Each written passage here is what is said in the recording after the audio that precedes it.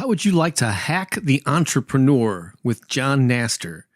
I know it sounds a little violent, but really it isn't. This is like an amazingly inspiring interview. I really enjoyed this one. I know that you will too. This is about a punk rock drummer who took that rock and roll attitude and brought it to business.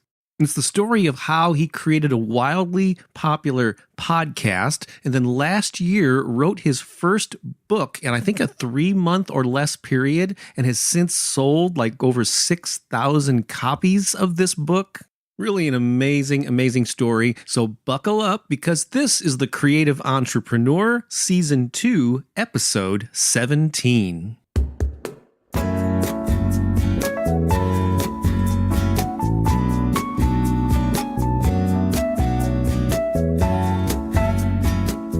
So my guest today is the host of the Hack the Entrepreneur podcast. He's also the author of a book by the same name. And what really has me intrigued is that he is a punk rock musician, which means that I'm excited to be speaking with Jon Nastor. Hey, Jon, welcome to the show. Oh, thank you so much for having me, Bob. So yeah, I want to start with that musician aspect because as we discussed before I hit the record button, I'm a longtime musician myself, and music marketing is kind of the space that I've occupied online and through many books that I've published over the years. Tell me a little bit about what do you play and what is your experience in music and particularly in punk rock, right? Isn't that your main genre? That is my thing. I play drums. So I've been playing drums, since early high school, just before high school. And I joined my first real touring punk rock band when I was 17, I'm pretty sure. I just remember joining them about 2 months before we went on our first cross-Canada tour. And I remember writing my last final exam for the year. I think it was grade 11. And writing my last final exam for the year and everyone just kind of wrapping up and people just going outside to just hang out at the park and stuff. And I walked outside and my van was literally waiting there with my band for me. And I just got in and we just went across the country and it transformed my life. And ever since then, I just kind of fell in love with not just the music side of it, but the whole do-it-yourself sort of ethos of punk rock. And if you want something done, don't wait for somebody to tell you you can. Just step up and do it. And that's kind of now evolved into, just how I sort of run my life and my businesses. And that's the thing that really, I think if I didn't have that in my life at that time, I wouldn't be where I am today. Cool. Even though I'm not doing it. Well, I still am in bands, but I don't tour and that kind of stuff. That was a question I planned on asking, but you brought it up. How that ethic, and I think punk rock was one of the early DIY, and I don't know where the term DIY originated, but I know that in music in particular, it was the punk rock scene, maybe in the UK, that had that kind of underground grassroots thing. I'm sure there's always been that throughout the history of music, but that stood out for me as really being that ethic, and not using a lack of money or lack of connections as an excuse. And so it sounds like you did apply that to your entrepreneurial life as well. Yeah. And I don't think intentionally, but now it's one of those things that it doesn't always make sense life and as we're going through it. Right. But looking back, it's that's totally just being in high school and being in a small town where people didn't put on shows and we knew bands were coming through because we'd see it in Maximum Rock and Roll or something or Punk Planet that they were coming across Canada, but they're not playing here. And then it's we want them to play here. So rather than oh, I wish somebody would do it. It's we'd find out how to phone these people and we'll put on a show for you. Our band will open and then we'll buy pop and snacks from the grocery store and we'll sell it for more money and we'll make money and we'll give it to this band to keep going and they'll start telling other people. And so that was kind of the thing. Right. And so then that sort of evolved to me trying a whole bunch of different stuff throughout my 20s. And so it's just one of those things where it's I don't know where I'll end up from here. But then looking back, it's that's the clear path of through. And I've just always kept that. Now when I get annoyed with something online or something bothers me, or I wish that a podcast existed, or I wish that a book existed, I don't just wish anymore. I'm just going to create it then. I'll just make it myself. I did this when I was in my teens. I'll continue doing it now. And it seemed to work for me. Cool. So. And that's actually how I blended my two, because since I was a kid, I had a passion for music and then a passion for the written word.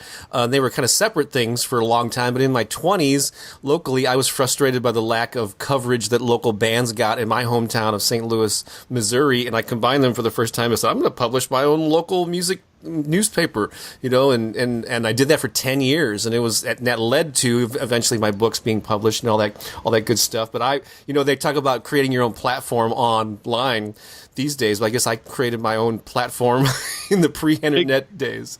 Exactly. It's just, I think it's not easier now, but I think it's simpler now because we have such scale and leverage. But it's still a ton of work, right, to create that platform for yourself, even with the internet. Absolutely. So you're from Canada, right? So I am. Where at exactly? And I'm in Thunder Bay, Ontario, which is, if you're in Minneapolis and you drive directly north about 6 hours in a car, you'll get right to my doorstep. Okay. Are you in the central time zone like I am in St. Louis? No, I'm the very edge of Eastern, actually. Oh, like all the right. very, very western edge of Eastern. Okay, cool. And then the bands that you played in, were there any of the names of note that anyone might remember from?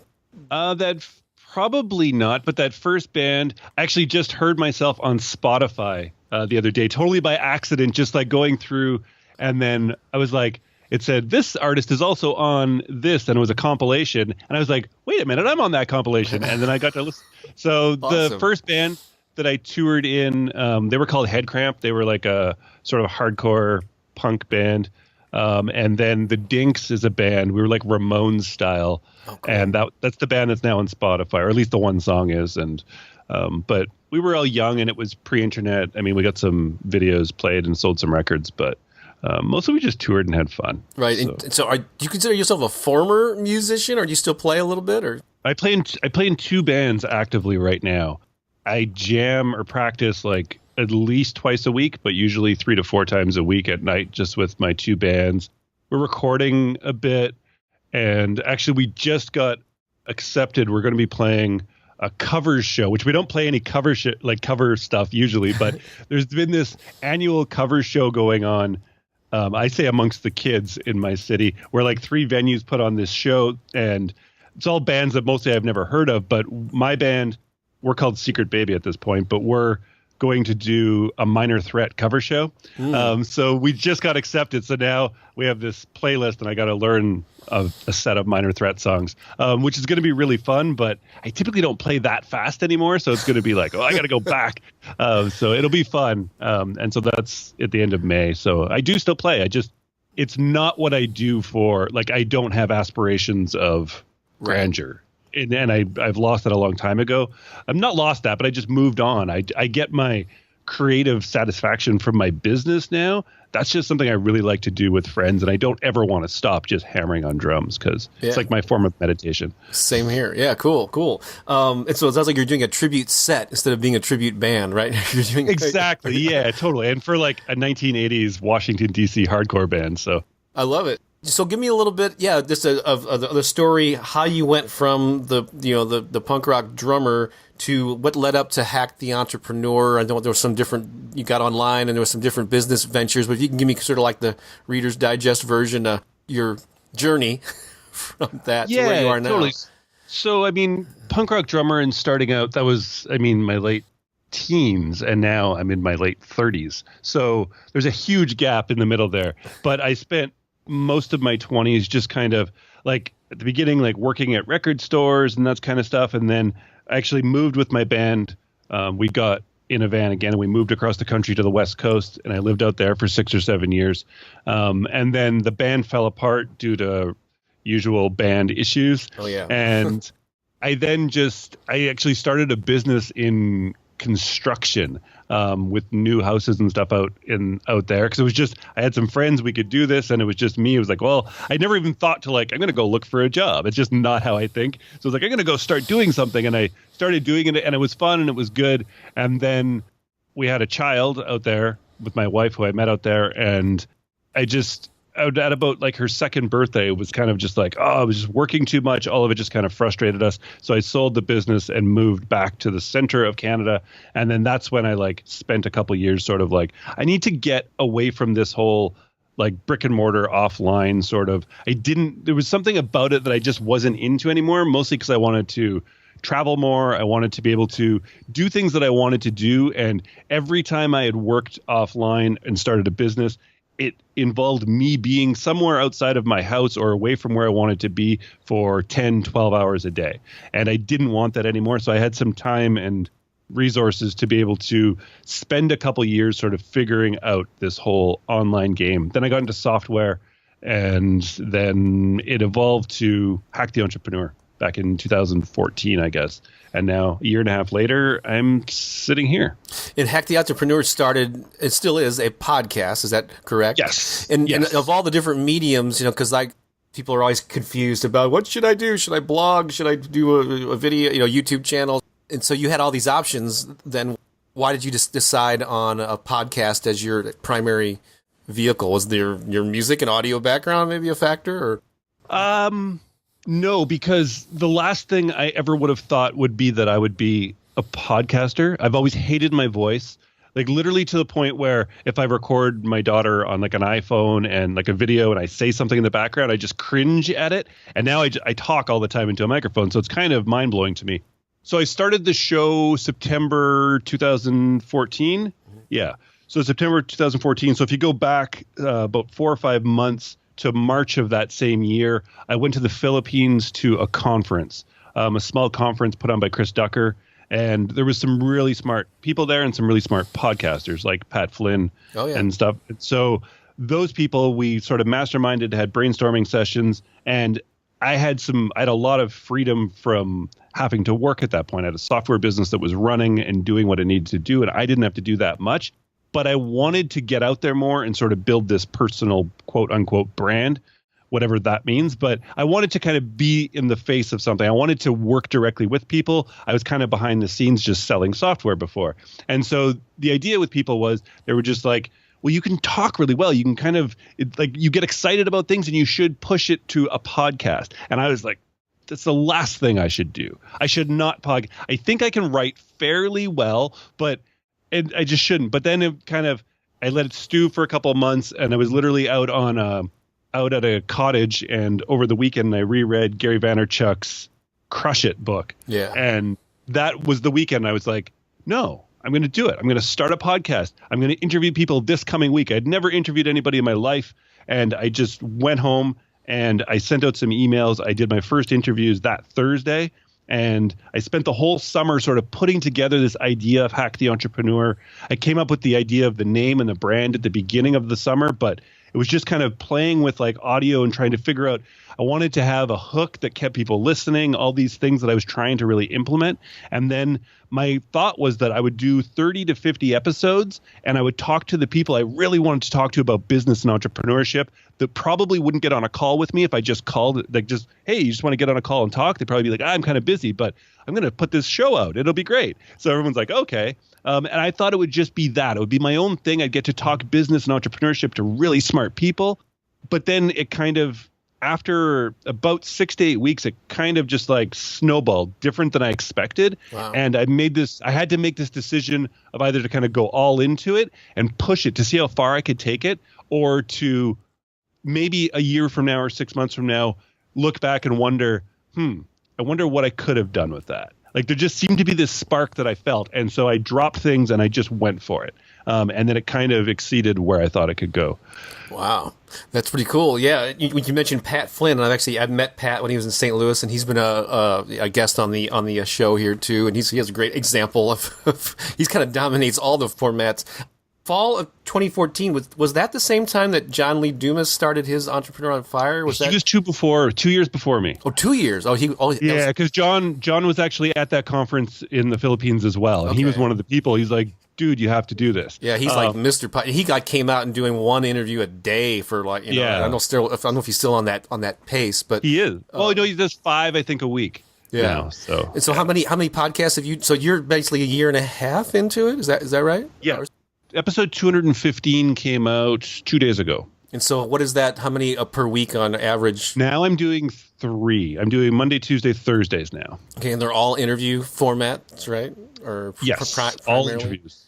Yeah, and so that's what I've always heard. I've been pretty prolific, but in multiple, like, you know, I've been blogging, I have been podcasting for 10 or 11 years. I've been doing YouTube videos, but I guess my one drawback is I never picked one thing to really like be on a set schedule with, you know, and that seems to be the key, is to pick that platform and then hammer it, and that's what you have done. It's funny, earlier you mentioned the Ramones. And this seems like a weird segue, but so one of my more recent books is called The 9 Irrefutable Laws of Music Marketing. And in there, I think one of them is the law of consistency, but I use the Ramones as an example of a band that had this image and this sound and this look that they stuck with for like 20 some odd years, you know, and while it may seem kind of boring creatively, that stuck, you know, and so like, just being consistent with who you are and what you do and being on a regular schedule, don't you think that's like a key element to success? Yeah. I think it's immensely, like, just super powerful. I mean, AC/DC has done it too, right? I mean, and people who aren't into it always like, well, it's just another AC/DC record. And it's like, if you're into AC/DC, though, it's not just another AC/DC record or another Ramones record. It's like, man, it's another Ramones record. This is amazing. Right. You know what I mean? It's really cool because you can have creativity and sort of nuanced changes within a very specific thing. Like, to me, I'm a Ramones fan. I can tell the difference between like Rocket to Russia and like Adios Amigos. Like, they're different records, same band doing the quote unquote same thing, but to me, like a true fan, it's like there's different, like huge differences, right? It's same with AC/DC or something, where if you're not a true fan, to you, it's like it's all the same. It's all just noisy, fast music. And then if you are, so to me, it can be changed, but consistency is absolutely imperative. And my consistency has changed with Hack the Entrepreneur in the amount of shows I've done per week. But once I get into a pattern, I keep it for at least 6 months or a year, and then I stick with that. But it has changed. I've tried more episodes. I've tried less episodes. And I found that 3 works the best for me. Cool. And you picked some really good, I don't know how much research you did, but the word hack, I know, has been used a lot in recent years. And then entrepreneur, of course, so combining those into the name of your show and the name of your book seemed like it was a pretty smart move. I would think. That's not me at all. Most smart things that happen around me aren't because of me. That was actually a really good friend of mine, another person that I met in the Philippines at that same trip, and super, super smart guy. And we were actually going to start Hack the Entrepreneur together. We went on a couple of walks, just like, well, he lives in Australia. So I would go on a walk on Skype on my phone and just talking about ideas. And he came up with this idea of hacking the entrepreneur. And then he just dropped the ball and didn't follow through, but I like bought the URL as soon as I got home. I was like, I can't believe that's available. So it seemed like a good fit for like a keyword and a good sort of title, which is a hard thing to come up with sometime these days. Another thing that you did that was smart, and I can't remember, there's a phrase that I use, is something like build credibility by association. But when you started your podcast, you were relatively unknown in the online entrepreneurial space or whatever. But by interviewing other people that were movers and shakers, by association, you improved your own identity. And so that's something to be said. You know, that's something that anybody in any field could really do, right? Or was that a part of your strategy, I guess, as well? Well, it happens inadvertently. And I mean, through just sort of being close in proximity to these all smart people, you get kind of lumped into being smart with them, which is kind of funny, right? It's kind of like, if you want to become an expert in something, all you really have to do is just interview a whole bunch of experts and you become an expert in that field. It's the basis of how it works. Let me just see if I can open this up. I have a document that I still use to this day for every interview that I do on my show.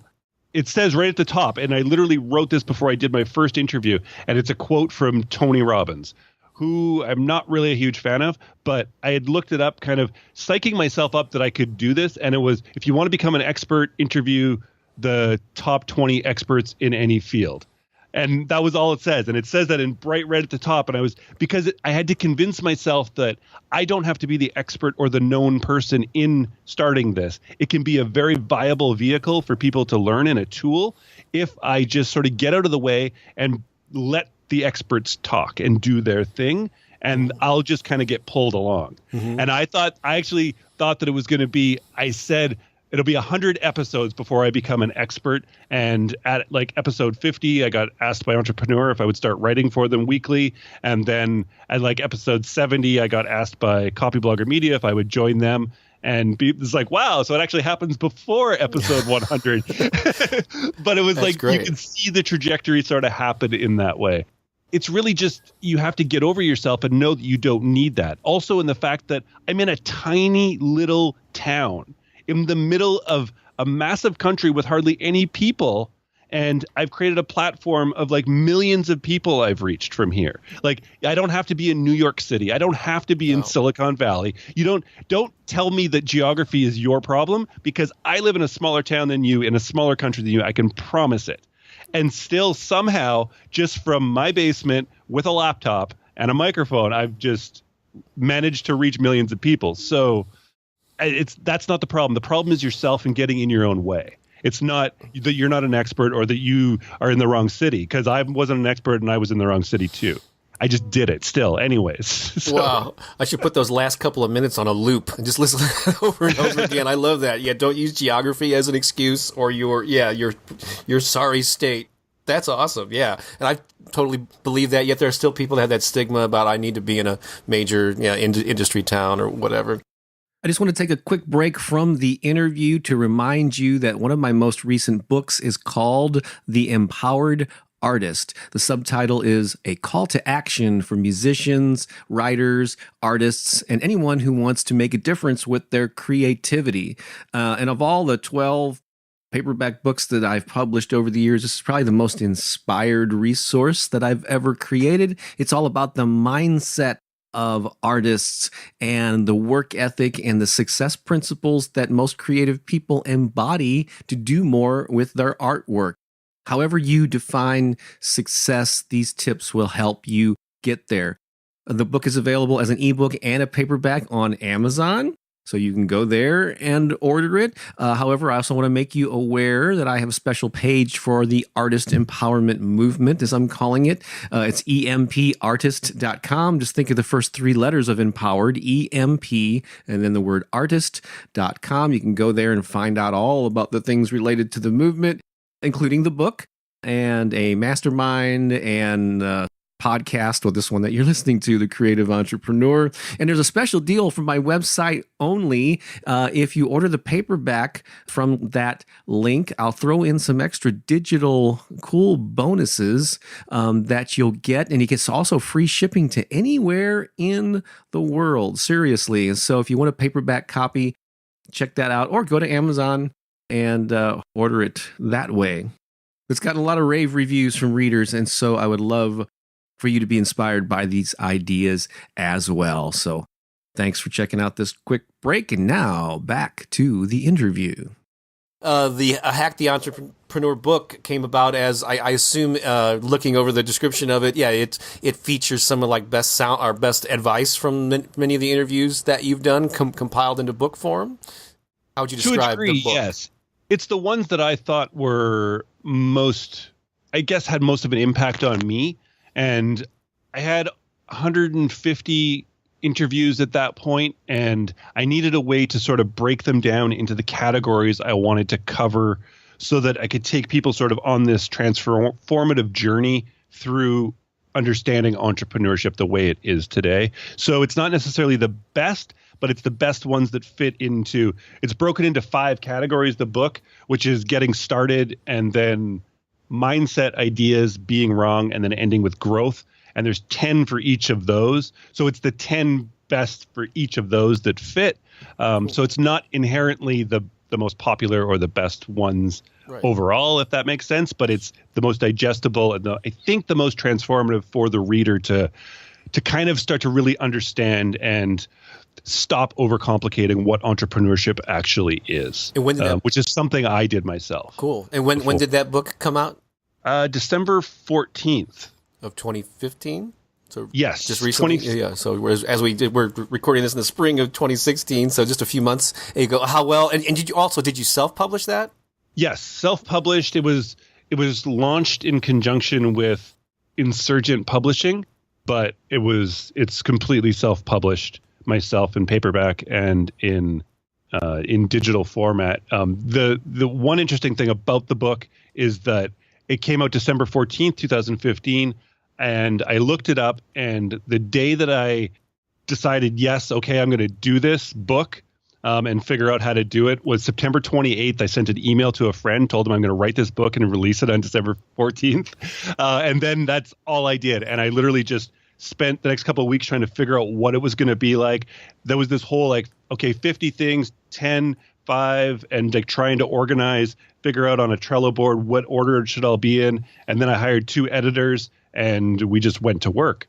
And then I got with Insurgent and we just pushed through. And so just over 2 months after the first email that I'm going to do this, I wrote a book, edited the book, rewrote the book, re-edited the book, designed the book, and launched the book. Wow. And congratulations. Yeah. Man, oh man. So to me, it's kind of how you have to do it. If I would have said, I'm going to launch it in May, I would have put it off till March. So I might as well just do it now is all I could think. And so I did it. And I never thought I was an author. I still honestly don't think I'm an author. I think the book's really good. The book transformed into something different than I thought it was going to be at the beginning. I thought it was going to be a rehash of sort of the best episodes, but it's somewhere in there. I was like, no, this needs to be something more for people. And I have a goal of 10,000 copies. I said that the day before I launched, I want to sell 10,000 copies in the next 12 months. I'm about, I think, 68% there right now. Wow. Which is pretty cool. And I sell about 20, 25 a day, which is awesome. And so I'm not going to say I should. If I rest on my laurels, I'm not going to hit my goal, but I'm really hoping to hit my goal. That's my goal. Well, my goal is to hit my goal. I love that story, and maybe talking about it here will help sell a few more copies. So I'll definitely link to it in the show notes. Well, that's an awesome extended view of your background, Jon. I just love that conversation. But let me go ahead and just kind of jump into some of the questions I like to ask all of my guests, because this really is about you and your journey and sort of the things that make you tick. And so if I were to ask you for 3 key things that were responsible for your growth and that led to what you're doing now, I imagine we've already touched on some of them, but just in case, what would those 3 key elements be that you think helped you get to where you are now? It's a good question. Those 3 things would be birthdays, maniacs, and a willingness to suck. Birthdays? Birthdays. Okay. So birthdays is, as anybody knows who's past 7 years old, I'm going to say, anyone listening probably is you. We stop caring. We stop really caring about our birthdays. But kids, especially under 7, get so excited. So when I had a daughter, I didn't care. I was late 20s and I just didn't care about birthdays. And she started reminding me of my birthday coming up 9 months in advance. Daddy, your birthday is in this many days, and counting down. And it really gave me a concept of, okay, it's been another year and I'm not doing anything more exciting or anything further of what I want to be doing. And so I had reached that whole point in my late 20s where it was you'd sit around with your buddies having a beer and being like, oh, remember when we went to that concert last year? And it's oh, that was 5 years ago. How time just kind of blurred together. Oh, yeah. But then my daughter was born and it was there was no more blurring time. There was these birthdays every single year where to the point where by her 3rd birthday, I was by her 4th birthday, I'm going to be kicking ass and have a business online. And I know that it's coming because all year she's going to start reminding me of my birthday. Daddy, your birthday's in 10 months. Daddy, your birthday's in 9 months. Daddy, your birthday. And it was I need to work. I need to work. I need to work. And by the time we came around to that 4th birthday, I had a software business. And to me, that's absolutely imperative. And I tell people now, if you don't have a kid to remind you, mark it on your calendar today. Because a year right now from now seems like a long time away, but think about a year ago today, looking back, it's so short. Right. So mark that calendar right now, get it to remind you every single month that whatever you set out to do today, it's 11 months away, it's 10 months away, it's 9 months away. So that's birthdays, man. It transformed my life. It's like awareness of the passage of time and how, it's going to be here before you know it, and how it took a child to make you aware of that. That's really cool. Because, the older we get, you're right. Time seems to just fly by. I always heard that when I was younger, but now that I'm a kid. I know. So birthday's awesome. No one's ever said that on this show. So now Maniacs was your second one. I can't imagine what that might be. Maniacs, when I started Hack the Entrepreneur, before that, I always thought you needed products. Create a product, you build it, and they will come, right? And then there was the other, like, get an email list and, like, get, like, tens of thousands or millions of people following you and grow these giant platforms. And I've realized that it's not about just having this massive platform of people that are kind of interested in you. It's really about that whole 1,000 true fans, which I've now called Maniacs. I don't need 10,000 people around me. If I have 500 people that are absolutely maniacal about what Jon Nastor does, I can make a really good living. I live that. And it's amazing to me that I have just this small group of people around me that are so into what I do that when I release a book, it can go to like the best selling in business on Amazon the next day.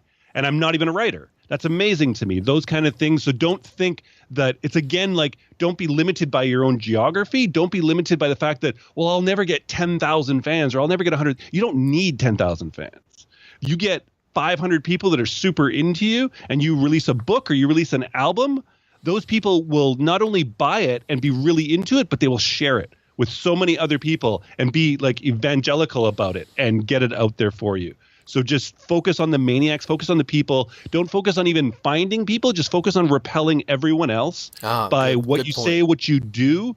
And then the people that are remaining standing are your Maniacs. And those are the people that will transform your career and your business and your work. And is it important to cater to them, thank them? Is there a certain way that you relate to the Maniacs or you recommend that you do? Yeah, the same way that you relate to anybody else you want to maintain a relationship with.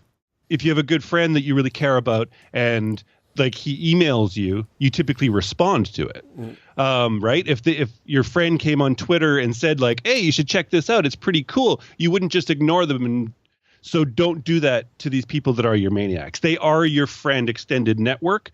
It doesn't mean if somebody asks if they can borrow $1,000. I mean, it's like, well, you're not my real friend in that way. But you know what I mean? Like people say they want this group of people around them. Then that person sends them an email to ask for something or to like get some advice on something. And you just ignore them. It's like, oh, they're just different people. It's like, well, that's not how you build a relationship. Mm-hmm. Whether it's with your significant other or it's with a friend or it's with your band. If somebody asks you for something, you respond. You be a human being to them and you just treat them good. That's how relationships continue to grow and flourish. Do not think of it in any other way. There's no tricks, there's no tactics, there's no secret except for just being a cool person that people want to be around. And that's it. That's what you want from them. That's what you should do back to them. And continue to deliver the value that attracted them to you in the first place, I assume. Like exactly. In your case, it would be it'd be more podcasts, and in a band, it would be more albums and tours and so on. Mostly just don't overthink it. Yeah. Mostly just don't overthink it and just be cool. And that's why they're there anyways, because they like your quirkiness and whatever it is you're about. So just give them that, more of it. Do you actually call them Maniacs like Lady Gaga calls her, I think her fans like little monsters or something, I do call them Maniacs. Oh, do you really? Oh, okay. Yeah. So you give them sort of an identity in that way. Yeah, I do. And I've actually just started up a community around it called 1,000 Maniacs. So oh, cool. As opposed to 10,000 Maniacs, the band, right? Exactly. Okay, cool. I love this. Birthdays, Maniacs, and then willingness to suck. I think I know where you're going there, but preach about that, brother. I've started a podcast that's reached millions of people from a place where, like I said, I'm completely isolated, and I had never interviewed anybody in my life. But I did it. I hated the sound of my voice. I don't sing on records. I just don't like my voice on recordings. And I was willing to suck and do it because I felt a bigger need to reach out and expand in the way I wanted to. And I didn't care, or I didn't let myself care. I had this willingness to suck, and it blew my mind around 50 episodes and 100 episodes when I would get emails from people like, I love your interview style and like your accent and all these things that it's like, oh my God, like I never thought I would be hearing this. And at first I was just like, oh, you're just lying to me, just trying to continue. So I'd keep going and sucking because you like watching this train wreck. But it was just this willingness to just not be awesome at first. And I still don't think I'm awesome, trust me, but I'm way better than I ever was 215 episodes ago. And there's no way to get here without doing that. Because now I get those emails. And it's like, John, how do I learn to be like a good interviewer like you? It's like, well, I just do 215 of them in the next 18 months. Trust me, you'll be better than I am because you probably are starting off from a better spot than I did. But there's no way I couldn't get better. It's just except for accepting the fact and the willingness to suck. Yeah, being willing to take action despite the discomfort, despite the uncertainty. Yeah, you have to take action with become comfortable being uncomfortable in the fact that you don't know how to do something. And to me, that's excitement. That's how life should be. Life shouldn't be just like, well, I know how to do this, so I'm going to go do this same thing for the next 50 years until I retire and die. That's not me. I don't want that. And to me, that's not exciting and not enticing and not engaging. Cool. So that means I have to get comfortable being uncomfortable. Yeah, one thing you probably don't know about me is one of the creative things that I do is I teach and perform improv comedy. Like Whose Line Is It Anyway? If you're familiar, or Second City. Wow. It's a really a source of joy, and I can make a little money doing it too. But that is, I recommend everybody take an improv class or two because it's a great exercise in getting comfortable with uncertainty because you never know where a scene is going to unfold, facing your fear, and so and there's a lot of life lessons in improv, and so just made me think of that. I love it. And it's a lot of fun too. We could stand to laugh more. My God. So my next question is about challenges, and I'm sure you have faced business or creative challenges throughout your journey. If you could point out or think of one in particular challenge you faced, how you overcame it, and what you learned from it, I would love to hear that. Yeah, of course. I think it's a business and creative challenge for me. It was sort of the lack of merging the two because I was overcomplicating entrepreneurship at the beginning. I thought it meant guys in suits, businessmen sort of thing. And I thought that entrepreneurship strictly meant building businesses. But now I've of the mindset, and I absolutely know fully in all my soul that entrepreneurship is simply creating something out of nothing. Whether that's a painting that you're creating out of nothing and you can then market in some way and make a living from that creation, or it's music, or it's software, or it's a podcast, or it's a book, that is absolutely key. I've said with my book from September 28th to December 14th, I don't consider myself a writer, but I have a book that's literally a bestseller and has sold like thousands and thousands and thousands of copies from people all over the world. Blows my mind. But I couldn't have done this before thinking about entrepreneurship as just creating something out of nothing. This to me is an entrepreneurial project that I took under, where I had this big idea and it wasn't like, this is my prized possession that I'm only going to write one book ever, and building it up so much that it ends up being that book that's half written that's in your drawer like everybody has and never gets to see the light of day. Right. It was like, no, this is a project. I'm going to take a big idea. I'm going to break it down to as many small ideas as I can. Then I'm going to bring in a couple of experts who have done this before and can push me through this whole idea. And that's it. That's how things get done. And that's how I really get to, I love the fact that I have a book. It blows my mind. It actually, like, I look at it sometimes, I'm like, that's crazy. I can't believe this happened so fast. And I'm so proud of it that it's like, wow. But if I had thought of it as something more, if I had overcomplicated it and not broken it down to, no, this is me being an entrepreneur. I can bring other people that are smarter and better and faster and quicker and know how to launch books and know how to write books. I can bring those people in, make me a better person, make me a better writer, and I can get this out and go on. And it's a project. That to me completely transformed the way I deal with life, and just my success, quote unquote, that I've had is now I try in everything that I want to do and I get this idea to do. I just think about it as literally the creation of something out of nothing. Awesome. I love that. And I love the whole concept of simplifying it and not be stuck in tunnel vision about what something means or what it means to create your own business. Yeah, I too, when I thought of entrepreneur, I think those people that they do the startups and they get the venture capital and they get all the 100 people working and whatever. And it's like that just bores the hell out of me. So Me too. so I like doing what we're doing and working from home and reaching people all over the world. So now that you're an author, Jon, I'm sure over the years you have been a reader as well. So now that your book is out there changing lives, what is a book that changed your life at some point along the way? That's very impactful for you. Yeah, totally. I'm actually going to give you a quote from the book first. You have brains in your head. You have feet in your shoes. You can steal yourself in any direction you choose. I think I know. Oh, the places you go, Dr. Seuss. Like literally, it's a life-changing book for me. I've given that book to more people than I've given any other book. People can laugh if they want, but if you don't want to buy it, next time you're walking by a bookstore, just go in and read it because it'll take you 10 minutes, and it's powerful. And the simplicity of it is beautiful, and that's it. Like, we all have brains, we all have feet, or most of us have feet. Maybe we don't, but you can literally choose any direction and you can go that way if you do it. And that to me is powerful, powerful stuff. And it's not just wooey stuff. Like we have the tools to do what we want. We just have to step up and do it. Wow. And so did you first encounter that book when you were a kid or when you were an adult? Really? I think reading it to your daughter maybe, or I'm going to say, no, I was 18 or 19. So I was just ending high school when I can't even remember. I think actually a girlfriend at the time bought it for me.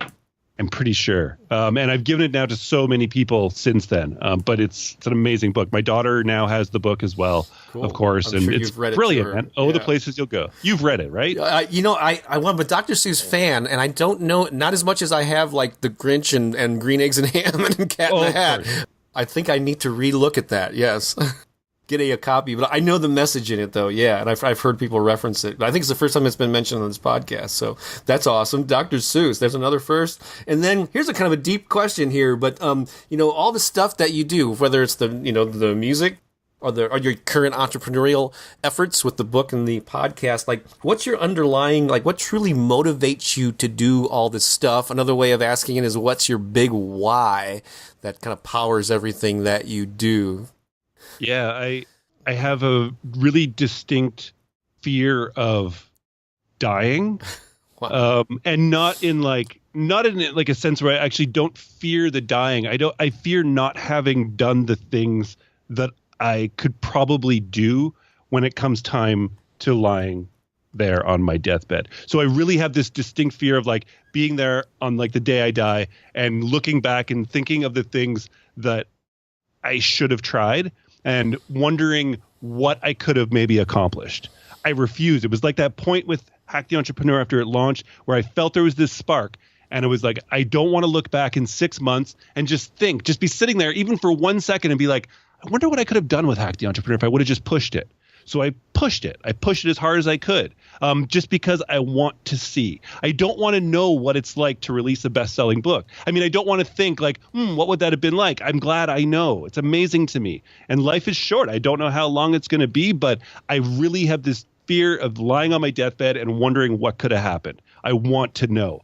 Anything that comes to my head that I think that would be cool to know what that's going to turn out like, I'm going to push it. I'm going to push it as hard as I can. If it fails, that's totally cool. But at least I know I tried, and that's awesome. Rather than that wondering. That, to me, is going to be the worst feeling at the end of it all, and I refuse to deal with that. So this really just pushes me to do work that matters to me, that matters to my maniacs, hopefully, and that matters to my family and friends. That's awesome. Yeah. And it sounds like it ties into that thing you said earlier about the birthdays and being aware of the passage of time. It sounds like those two things are overlap.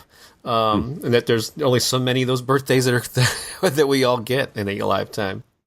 And then, how about future plans? Well, you're a pretty ambitious guy. You've accomplished a lot already, but any sort of big, hairy, audacious goals on the horizon or new things that you're working on that you would like to share?